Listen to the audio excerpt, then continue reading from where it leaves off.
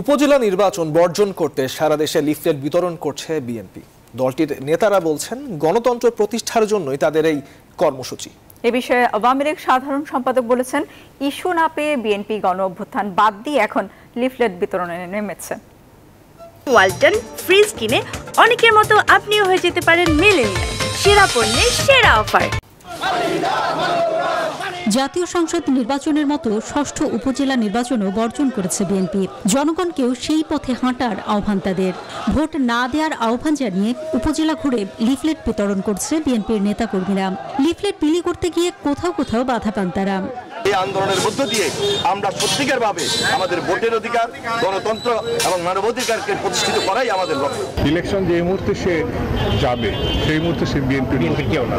আমাদের দলীয় সিদ্ধান্ত, এই সরকারের অধীনে, এই নির্বাচন কমিশনের অধীনে কোনো নির্বাচনে না যাওয়া। 21 মে 161 উপজেলায় হতে যাচ্ছে দ্বিতীয় ধাপের উপজেলা নির্বাচন। প্রথম ধাপের 139টি উপজেলায় নির্বাচন হয় 8 মে। সেখানে বিএনপির অনেক নেতা জয়ীও হন। উপজেলা নির্বাচনে অংশ নিতে যাওয়াকে কেন্দ্র করে 200-রও বেশি নেতাকে বহিষ্কার করেছে বিএনপি।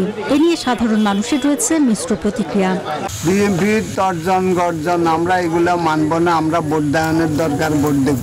ভোট কেন্দ্রে আমি গেলে যদি বলে আমার ভোট হয়ে গেছে, তো তাহলে এরকম ভোট আমরা যাওয়ার কোনো প্রয়োজন মনে করি না।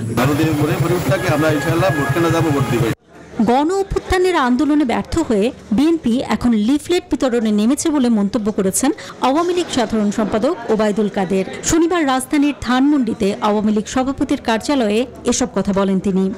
তাদের সামনে এখন কোনো ইস্যু নেই, তারা আছে।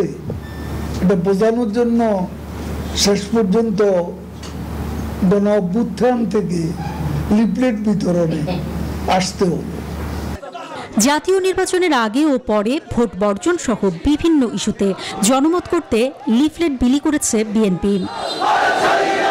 অন্তরা বিশ্বাস, নিউজ 24, ঢাকা।